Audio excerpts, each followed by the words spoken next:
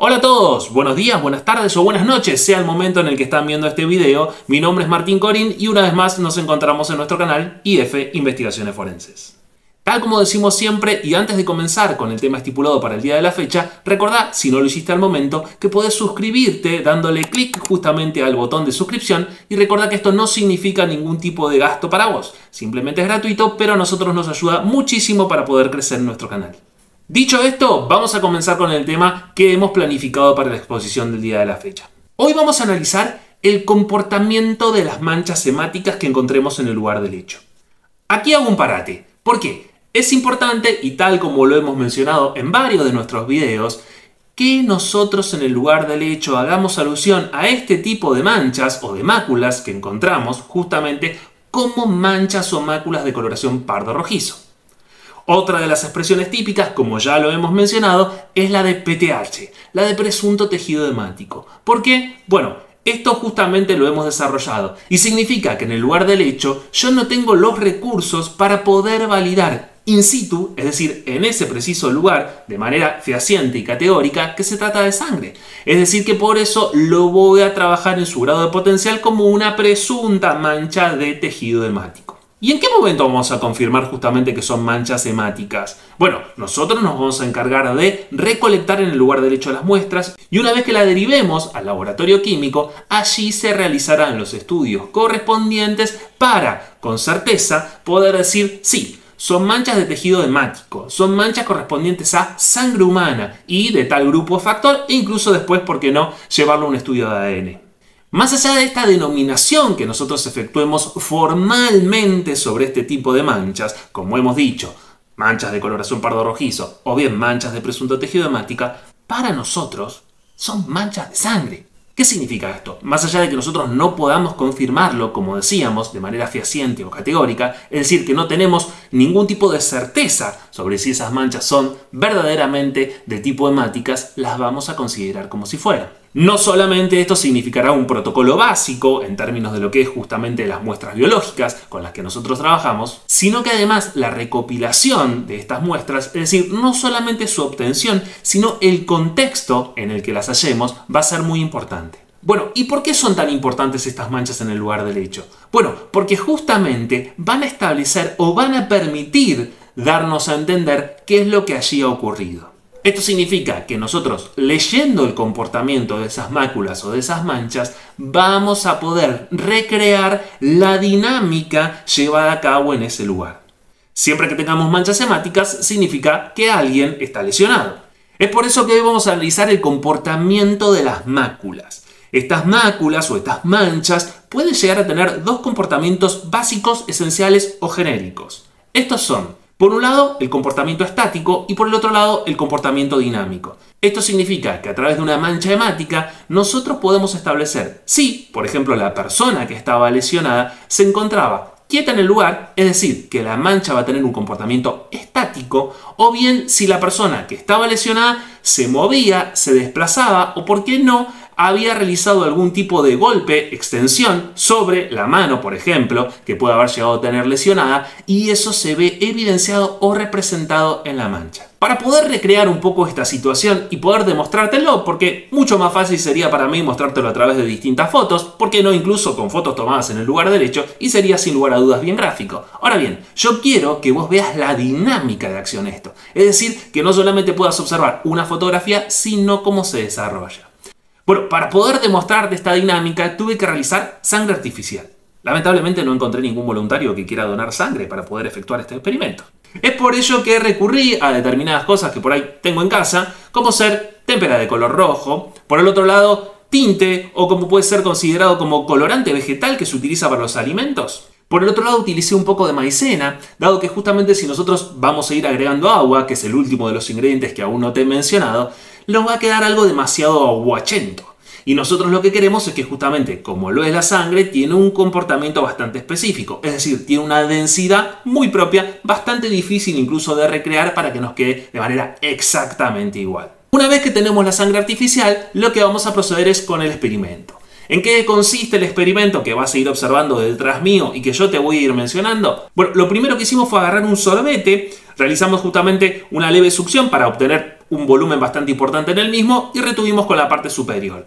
Elevamos unos 30 centímetros y dejamos caer distintas gotas. Como podrás estar observando, el comportamiento en términos de las gotas es bastante uniforme. Esto significa que las gotas, al caer, se mantienen muy pero muy concentradas, tienen una conformación bastante nítida y no generan ningún tipo de reborde ni de satélite. En un segundo caso, lo que hicimos ya fue elevar un poquito más y superar entre los 60 y 70 centímetros aproximadamente del punto del piso.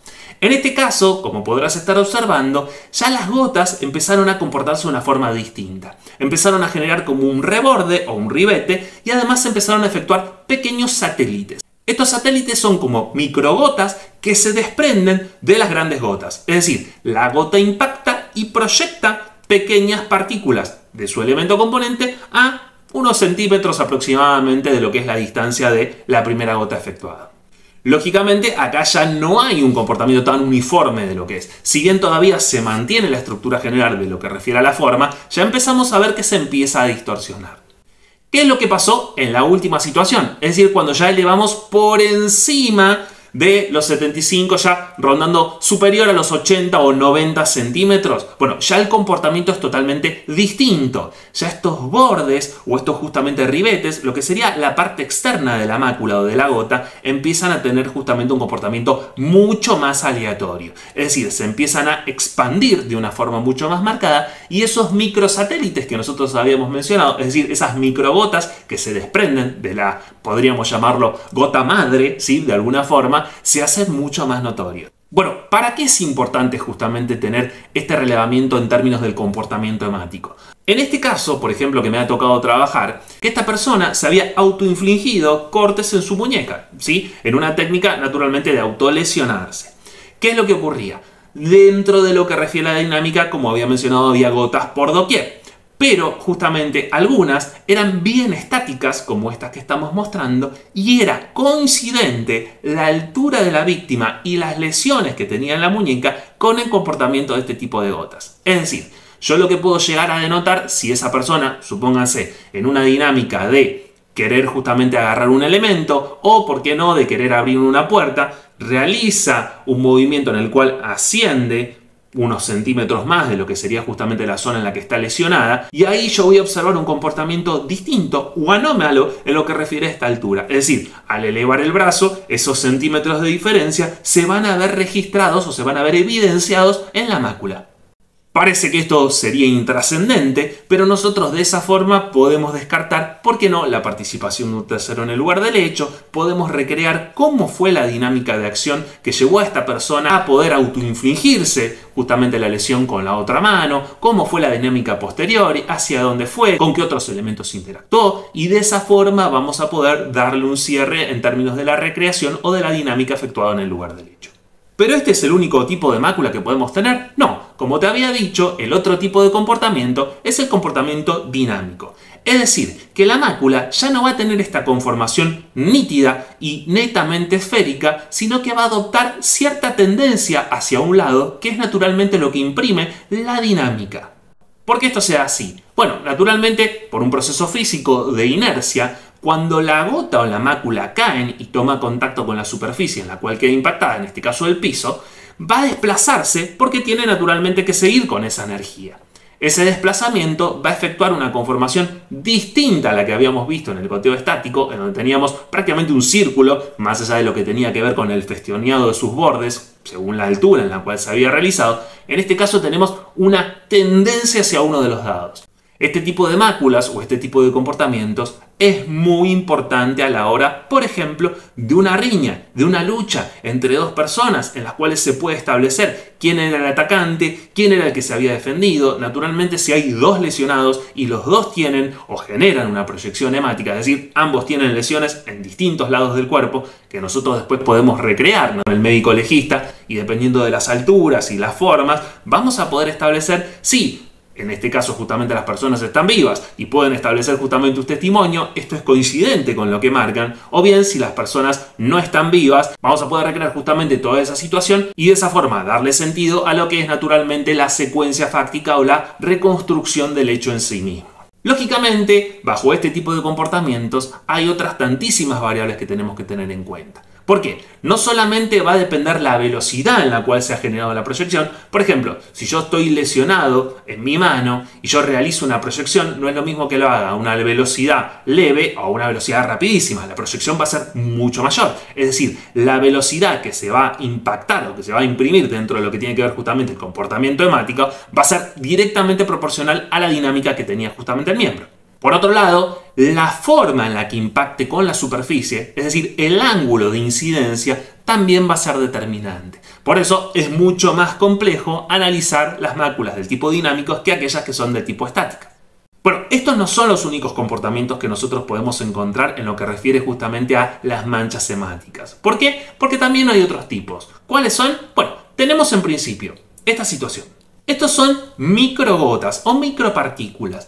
Esto se puede dar en lo que es, por ejemplo, un sprayado, ¿sí? En un caso en el cual, por ejemplo, a mí me ha tocado trabajar en donde lamentablemente la víctima perdiera la vida producto de un impacto que se le ha efectuado en la cabeza, previo a tener naturalmente otras lesiones en lo que era su rostro. Al haberle golpeado en la parte posterior de la cabeza, generó una proyección desde lo que era justamente su boca y generó este microgoteo. ¿Sí? Este es un goteo bastante específico que se puede dar naturalmente con el golpe y proyección de lo que es justamente una superficie ya embebida, ya empapada, cubierta por lo que era naturalmente este registro hemático. O bien este tipo de proyecciones o este tipo de microgoteos se puede dar también, ¿por qué no?, ante el impacto de lo que es un proyectil de arma de fuego. Otro tipo de comportamiento bastante visible en el lugar del hecho es el de tipo charco o reguero. Justamente cuando nosotros tenemos una persona que, por ejemplo, perece en el lugar, es decir, pierde la vida dentro de lo que es el lugar, producto de lo que ha sido una lesión de carácter importante, lo que observamos es grandes dimensiones o grandes volúmenes de sangre. Dependiendo naturalmente del autor, nosotros vamos a decir que hay un encharcamiento cuando, por ejemplo, se realiza como si fuese un halo en lo que refiere a la víctima, es decir, es como si fuese que toda la periferia que rodea a la víctima tiene lo que es justamente el depósito de grandes cantidades de sangre. Y cuando, por ejemplo, hay un plano inclinado o lo que refiere justamente tiene que ver con que el comportamiento de sangre que ha salido del cuerpo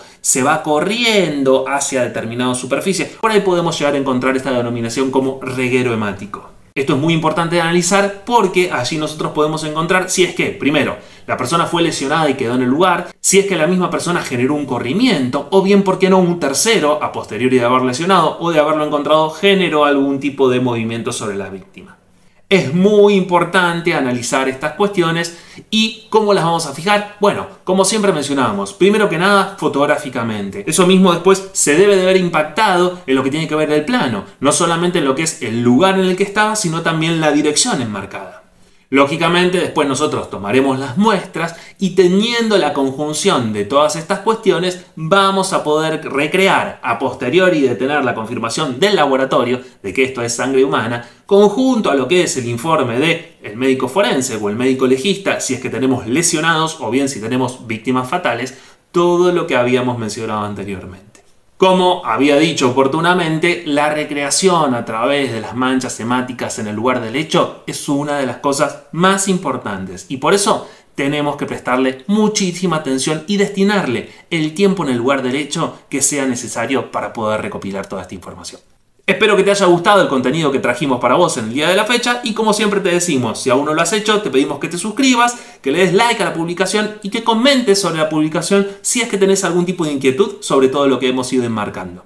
Recordá que ya tenemos un montón de material dentro del canal para que puedas ir viendo y lógicamente cada una de tus consultas o cada una de tus ideas puede ser el pie para que nosotros recreemos o realicemos algún tipo de video sobre alguno de los temas que a vos te interese. Te mandamos un saludo, gracias por estar y próximamente traeremos nuevo material. Adiós, adiós.